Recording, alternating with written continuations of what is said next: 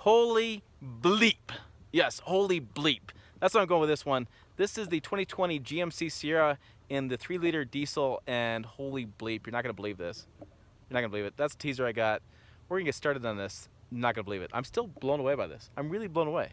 Let's get started on this right now.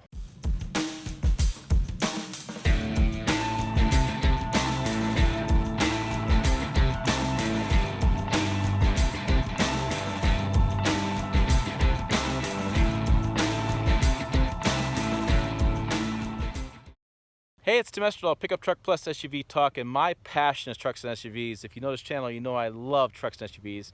Make sure you hit subscribe, click the bell, smash the like button. You love this video because it's trucks. You should. It's awesome. This is new 3-liter. I said the Duramax in it. I've done it in the Chevy Silverado. I'll do a video above, ding, link, and you can watch that as far as offline overall review on this. But I want to do specifically towing with this. This has got 8,000 pounds behind us. Myself and the assistant chief engineer, we're driving this. The video's going to come up.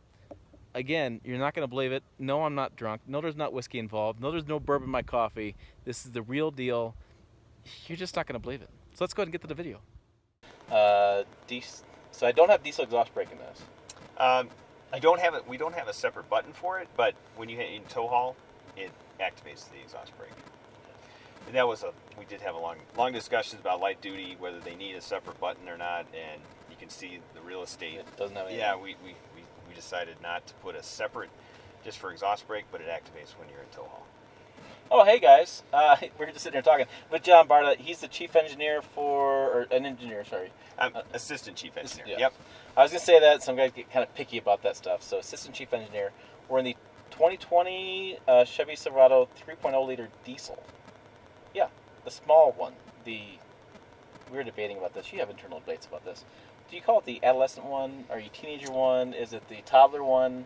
Where are you at with this? We like to stay pretty on the level. We just say it's the 3-liter Duramax and the 6.6 You probably liter have. Duramax. You have something like part number or something you actually go off by. Well, there's an RPO designation for this engine. Yeah, these guys. Yeah, these so guys, you know, just cramming. just like the V8s, you know, LT5, LT1s. This is the 3-liter Duramax. The internal code is the LM2. Fancy stuff. Yeah. Nothing. All right. This is something. It's funny we make fun of, but really we talk about. We have the 2.8, we have 3.0, then we have the 6.6 Duramax. What's interesting with this one is we're going to go towing here in a minute. Trust me, I'm going that way. I wanted to really tow with this. I really stopped by, made a point in this event because this is a really interesting vehicle for you. I happen to drive the brother of this at a different event, and the Chevy version, or GMC event, sorry. And off the line speed, it was incredible. Unladen, it was like my wife was even impressed. Yeah, that takes a lot. Well, and customers are noticing, right? Everybody notices just how great our launches are. Mm-hmm. Having a clean sheet design allowed us to do a lot of things to help with the drivability. We want really a no compromise selection of a diesel engine. You know, say, hey, what am I losing? Well, you're not losing anything. And in fact, the great low end torque of the diesel can give you that great, you know, push in the back of the seat. The clean sheet has allowed us to really tune our turbocharger. It's a VGT turbo, and this allows you to get great spin up. It's a roller bearing turbo, spins up to 175,000 RPM. We get 29 psi of boost. We've got a water charge air cooler right on top of the engine, right next to the turbo. We have a very short column of intake air into the cylinder, which gives you that fast boost. Yeah, I learned that last week at a different event that the secret to turbos is cool air. Yes.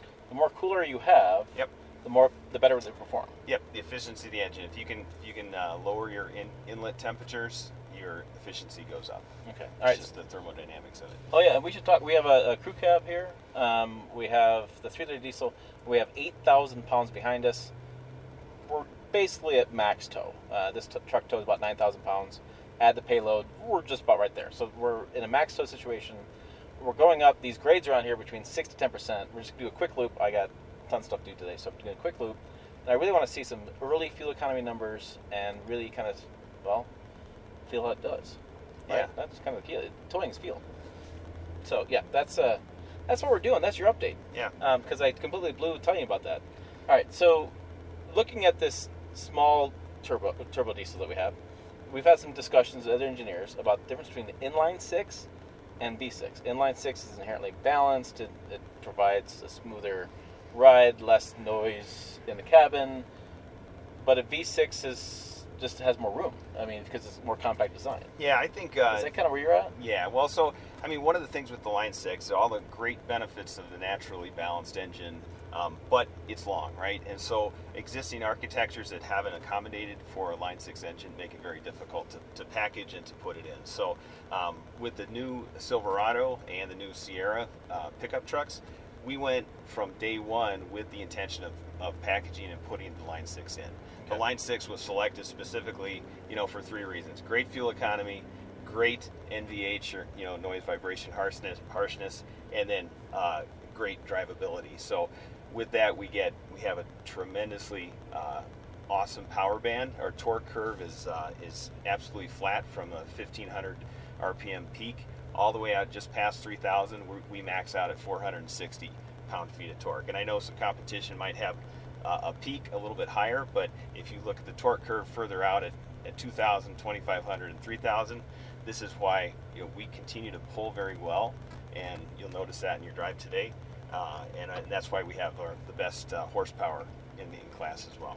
I think that's a really interesting point you brought up, is that in this case, in this scenario, you're using this engine for this application. And so it's not like you're using this engine across 16 different vehicles and you got to change emissions to different countries and you got to worry about all this kind of stuff going on. Right. You're just really dialing it in for this specific vehicle. Mm-hmm. Yeah, absolutely. Slated. So with the design thought of up front, we didn't have to get out, a sledgehammer and bash out the front and dash to make it fit. So really no compromises. That's what we want to say. No compromise solution to an age-old problem of getting great fuel economy, still being able to tow over 9,000 pounds and just get tremendous drivability and fuel economy. It's just, it's a great package, and we just love it. Do you think that, I guess one of the things I talk about is that there's been a call for a half-ton diesel for a long time. Customers have talked about it. It used to be back in the early 90s or late 90s, whatever there was. There's a couple in the marketplace. And then they went away with emissions came through, stuff like that. What do you think is allowing you, from an engineering standpoint, to bring diesels back? Is it better understanding of the emissions systems and DEF? Is it learning about getting better turbos? I mean, where is that? Tim, I think you really hit it on the head. It's kind of like now it's time. We didn't want to bring in an engine that wasn't, I guess, suited properly for the application in a light-duty truck. And now the emission systems have, I'll say, evolved across the industry, right? Mm-hmm. So that we can get great emissions and no compromise to having the emissions there. So things like low-pressure EGR, charge air coolers. We've got an SCRF, which is a combined SCR catalyst and a diesel exhaust filter together, and that's close coupled with the DOC up under hood. This is the Line-6. That's one of the reasons we picked the Line-6. We can take our DOC, we pull it straight up just outside the turbo. It heats up quicker, so we have less fuel, less waste fuel trying to heat it up, and gets us to our emission levels quicker, because the catalysts have to be to temperature to be efficient. And the inherent design that we have picked for the after treatment allows us to heat up quicker with less fuel, and then we can move on, still meet our emissions and give great fuel economy. That was 0 to 60 back there. Yeah. I didn't feel anything. It's very smooth. That was stupid crazy. Yeah. I mean, that's like, I guess I'd explain to people, this is what a 3/4 ton did 10 years ago. This truck is doing in a half ton with offline speed. And you talked through the whole thing, and you didn't need to adjust our volume. I didn't play with this volume in here at all. You and I could have a conversation, and I'm going off the line, left-hand turn as well, with 9,000 pounds, right, about, and doing 0 to 60 comfortably. Yep. We've worked real hard on combustion noise, and we've really have almost zero combustion noise just on, transient tip-in conditions. You might hear a slight blip, but after that, it's very, very quiet. Yeah, and then, I can hear it. Like if I hit the accelerator here, I get 3,000 RPMs. But you know what I didn't hear? The blah blah blah blah blah blah blah blah blah blah blah Right. diesel, right? I didn't hear the turbos didn't start whining. No. Didn't hear that stuff. It feels more like, it sounds more like a gasoline engine. Right. And I got 2 hands and wheels by. I read your comments. All right, so it feels more like a gasoline engine coming off the line there without. You don't have that concern. I don't have any thoughts on. Oh my gosh, I got to make sure I downshift. I got to make sure I'm going to make sure I leave additional room. There was a guy behind me, and I just took off. Right.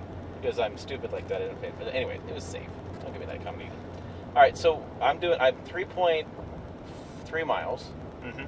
My average is 11.5 mile per gallon. It's going up, and I'm going up a grade, and it's improving. That's not physics. That's not how things work, right? Gas going up a grade, you get less gas. Well, you're kind of in a smooth. You're not in a real high, acceleration like we're starting off the line. So we, our diesel engine gets great fuel economy, and it's the 10-speed automatic is also a big part of why that fuel economy happens. And being in tow haul, we have a different shift pattern as well to help on the accelerations, and also on the when you engage tow haul, you also get exhaust brake as well. Oh, I know what I can ask you. Just a discussion I had this morning. I think I know the answer, but you have more technical version of this. In the presentation, the GMC Sierra in a diesel is rated at 30 miles per gallon. Mm-hmm. The Chevy Silverado is rated at 33 miles per gallon. Yeah. Yep. So, just what is the reason behind that? So the biggest difference between the Chevy and the Sierra has a higher stance. It's not as low as the Chevy, and so our aero is higher on this vehicle, and also the content on the GMCs is typically higher. So we're actually in a little bit higher weight class as well. So it's weight, it's aero, and then how we package those fuel economy ratings that we hand out. So when in the 2-wheel drive in the GMC, you have to accommodate all of the different beds and lengths and all of the extra content that you can get on a Sierra. So it naturally it's going to give us a lower number. Right, because you have to include the AT4 in there. Right. AT4 is right, and so just physics. And so the way that the Chevy cut out, it's a lower test weight class to start with, like 250 pounds lighter, plus the aero, and then the way the mix and the is sold, we can have different buckets, and we are for the 33 in the Chevy. Yeah, and that's nuance there. That's your 3 mile per gallon differences. But I've been a truck guy for a long time, mm-hmm. and you tell a truck guy you get 30 mile per gallon in a full size crew cab 4-wheel drive truck, and they're going to check you for drugs. Yeah, right. I mean, you're going to be drunk, you're going to be high, something's going on, because that is unheard of. My 62 gets 11 downhill stiff breeze. Yeah. That's the world they came from, and we're doing 30. Oh, you're gonna get 30. It's if you're going on a nice grade, not towing, 60, 70 miles an hour, you're gonna see in the upper 20s to low 30s, depending on conditions. Wind obviously has a factor in load. Right. Lead foot, yeah. But that is just insane. I mean, that for where we're at, I think that changed the discussion with diesel then, because now. It used to be a couple mile per gallon better, whatever, the EcoDiesel came out, it was kind of a thing, but now you're like, man, you're a 5-6 mile per gallon difference these days.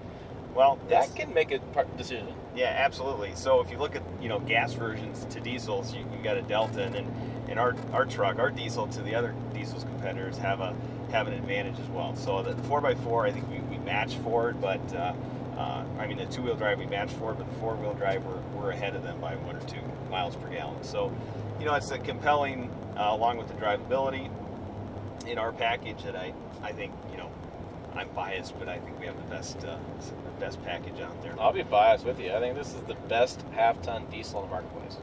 I said it right there. Quote me all your time you want. I've driven them all. I've driven every one half-ton out there, and I got to tell you what, this as a package with everything together, it's the smoothest, most quiet. It's the fastest. And yes, leave your comments about why diesels are quiet and how terrible that is, and which one you hear them whistle, whatever. But for everyday driving, it's calm. It's just it feels like more like a gas engine, but you get the fuel economy of the diesel. Yeah, I think I just said that, Belgium. Yeah, you're like, all right, cool. Check out the market. I don't.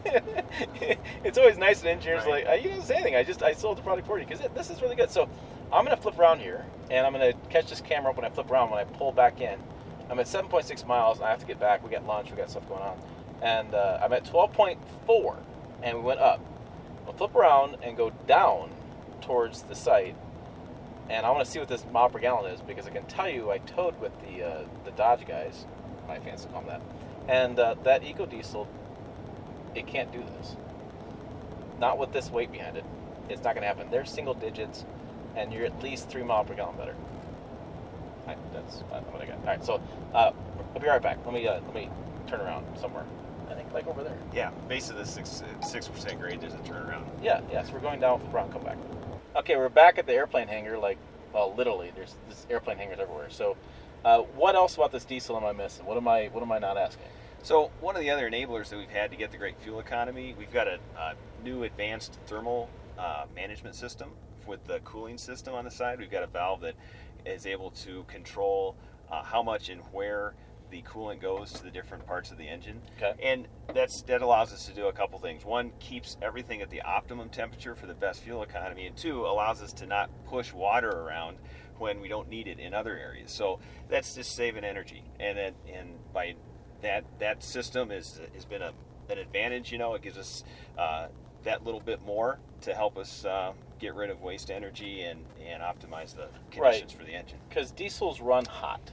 Yep. And so keeping them cool, moving water around, getting cold air to come in easier, and getting it into the engine makes a lot of sense. It does, and it's during those really stressful times. But the amazing thing is, like, you're driving down an unladen road at 70 miles an hour, we actually have some difficulty keeping the exhaust system hot enough because the exhaust system has to stay hot to stay efficient. And so what will happen is some applications you might have to actually overdose fuel to keep the emission. You run it rich just to keep it hot so your emissions don't go down. In our case, we're able to limit that flow to keep that head at just the right temperature. Not too hot, not too cold. So basically, you guys screwed up. You made it too efficient. And now you got to back it up and move some water around. Never. We just created a you new. You did your job too well. We just created a new bar for everybody to get to. Yeah, exactly. And speaking of bars to get to, guess what? 16.9 miles, 60 miles or so, big grade, down 6% grade both ways, towing 8,000 pounds, and with us in cabin, 8,500, whatever. The computer says 15.2 miles per gallon.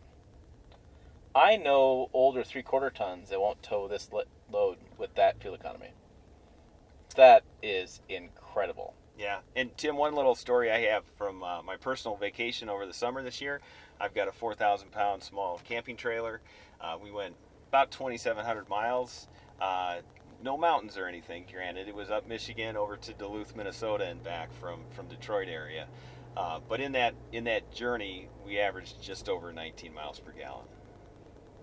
That's and it was unheard of. It is really phenomenal, and the customers are just going to love this. You're gonna if you've not shopped for half-ton diesel in years, if you're upset about some of the things that happen with the EcoDiesel, with the low-end problems with that truck, this is the one. This is just impressive. And so you need to check it out. And also, speaking of checking stuff out, hey, Pickup Truck Talk, 3 words. I made it really simple for people. Pickup Truck Talk. I mean, it's easy to make it. PickupTruck.com, Facebook, Twitter, Instagram, Pickup Truck Talk. Same 3 words. You see it every single time. Click that, like it. I do funny stuff on there. You're going to enjoy it. If you enjoyed this video, smash the like button, hit subscribe, click the bell. Gosh, I had a great time. This is all, just mind-blowing that it gets that good fuel economy.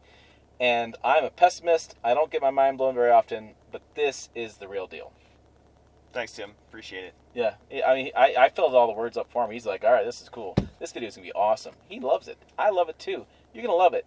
And as always, I'll see you, or we will see you, down the road.